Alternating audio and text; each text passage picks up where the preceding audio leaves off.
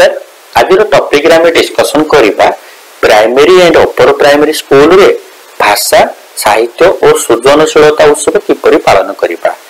गुडे fix date अछि जहा कि ओड ओडिसा रो सब सरकारी स्कूल रे गुटिए दिन अर्थात 3 फेब्रुआरी 2024 रे भाषा साहित्य और सृजनशीलता उत्सव पालन करा जिवो। तो या पूर्व मोर हाई स्कूल रे ए उत्सवटी पालन सरी जायछि। आज हम ये टॉपिक रे डिस्कशन करिबा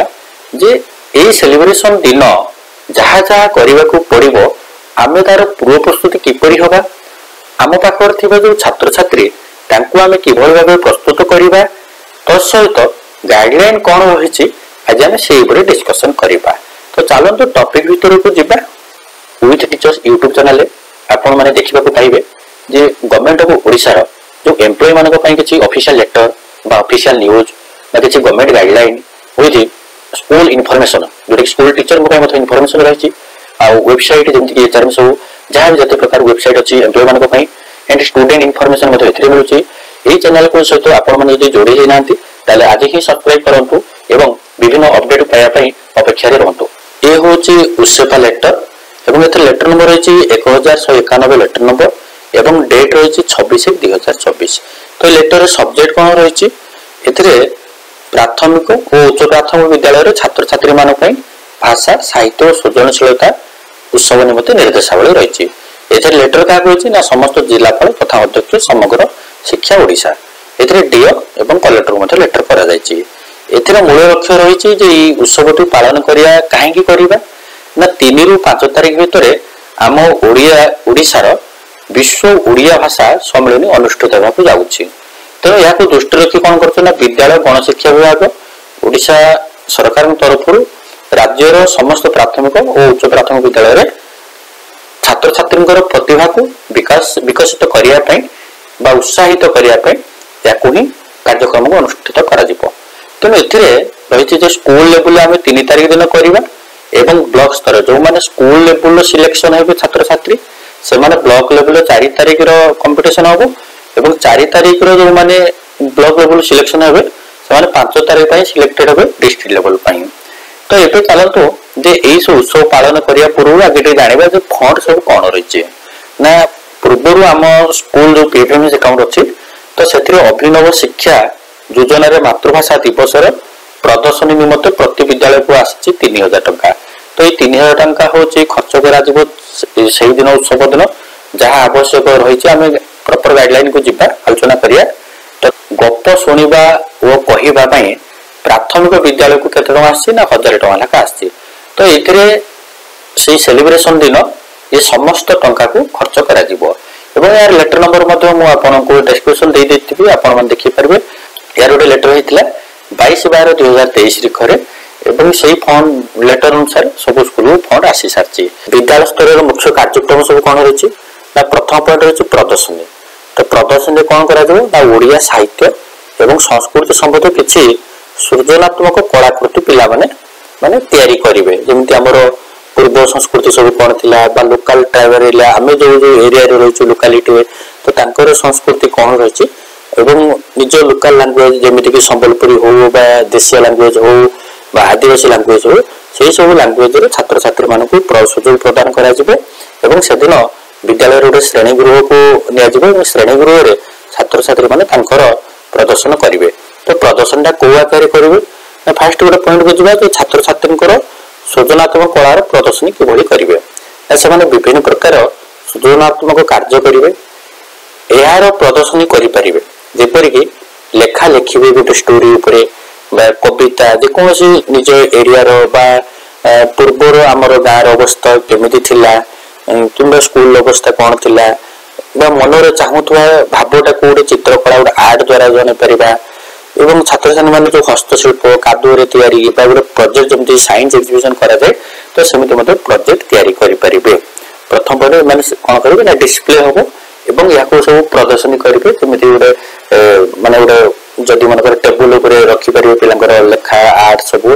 कांथरे छपा हो पार गोटे रूम टाक कम्प्लीटली नियाजिवो से आउ कौन रही ना विद्यालय उपलब्ध प्रसिद्ध ओडिया पुस्तक प्रदर्शन करेंगे जो जो बुक गुड़ाक आपंकर माने लिस्ट देदेवी तो से बुक गुड़ प्रदर्शन कर साहित्य प्रदर्शनी एवं लास्ट रे कौन करेंगे से दिन सांस्कृतिक प्रदर्शनी अर्थात विभिन्न संगीत नृत्य और ओडिशार ऐतिहासिक कलाकृति उपर पोस्टर उपस्थापन करेंगे एवं उत्सवटी सरी सारा पर आपण मैंने जमी फंक्शन हुए कल्चरल फंक्शन तो सेमती कल्चरल फंक्शन करेंगे। नेक्स्ट आसला प्रतियोगिता छात्र छात्री मानक आम केमी स्कूल स्तर सिलेक्शन करवा सिलेक्शन कलापर ब्लॉक स्तर को पठाइबा तो से विषय में देखिए प्रतियोगिता कौन अच्छी ना ओडिया भाषा विषय ज्ञान बढ़ावा और प्रचलित करने सहित सुस्थ प्रतियोगिता को पोषण करवा अर्थात छात्र छात्री मानक एक मंच प्रदान करवा से मंच को जावाई कहवा तुम जहाँ जहाँ भाविच जो इतिहास विषय आम संस्कृति विषय किसी लिखिज ताल तुम निजे कह तो सहीटी कौन कर जो स्टेज फियरनेस को कमाई ट्राई करा जो मैंने अंशग्रहण करेंगे उत्साहित करने विजेता मान कौन करेंगे ना छोट छोट प्राइज गोटे प्रमाण पत्र गोटे सर्टिफिकेट प्रदान कर जहाँकि छात्र छात्री मान गोटे आग्रह रही दिन कौन कर ओडिया भाषा कही केवल ओडिया को लेकिन आम ओडिया भाषा साहित्य आमर इतिहास एवं संस्कृति उपर गोटे क्विज प्रतियोगिता हम और पिला सिलेक्टेड कर किसी प्राइज देवे। एवं रही आहरी चित्रांकन प्रतियोगिता आम गोटे पॉइंट को ना ओडिया संस्कृति को ना एवं परंपरा थीम को ना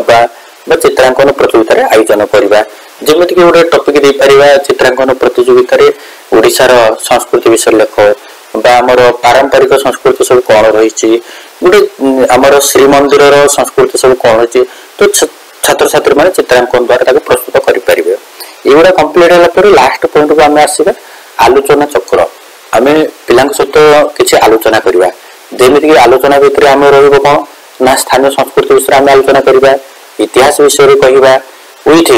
विभिन्न ओडिया लोक कथा स्थानीय किंवदंती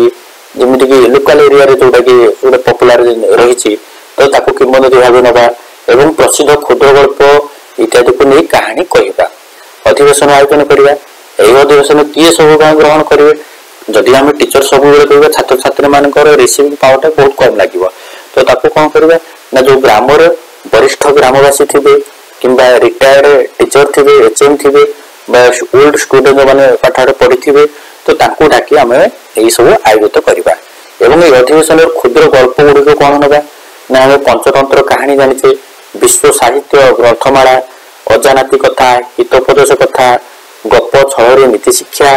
गप पुटुली 101 कलिंग कहानी आलोक और आनंदर कहानी कुनी बरगछ कुनी कुनी गल्पमाला यही सब को आम गल्प आकार नवा एवं छात्र छात्री को यही बही जोटा हितोपदेश गप रही तो या विषय कहवा एवं देखा पुरातन छात्र छात्री अभिभावक आमर जो संप्रदाय साक्षात्कार सब केमी मन करते आपण विद्यालय को विभिन्न से लोकालिटी एरिया छात्र छात्री मैंने आसी पुरातन छात्र छात्री तो से आम नवा गोटे बैठक करवा बैठक करके पुरातन छात्र छात्री अभिभावक से दिन मोस्टली गोटे इम्पोर्टाट मन रखिए सबू छात्र छात्री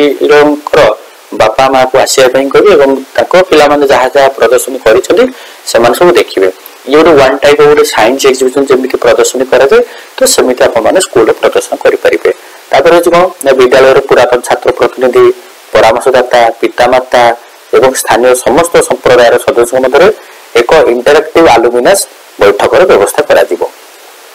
जहाँकि से बैठक कौन करेंगे ना एचएम रे अध्यक्षता करेंगे एवं एथि संपूर्ण प्रकल्प उपर एक संक्षिप्त आलोचना होगा सहित विद्यालय मो स्कूल अभियान अग्रगति विषय एक संक्षिप्त रिपोर्ट प्रदान करा कारण से हूँ मो स्कूल अभियान विषय डिस्कसन करेंगे हूँ छात्र छात्री आकांक्षा दिगरे मो स्कूल अभियान जमी छात्र छात्री गोटे मो स्कूल प्रति मत शिखाई डाकुची आ तो यही सब जिन को लेकिन अधीन थी विद्यालय गुड़िक भविष्य कार्यकलाप विषय एठार आलोचना हो पारे तो फास्ट हूँ छात्र छात्री मैंने गोटे क्लास रूम एक प्रदर्शनी करेंगे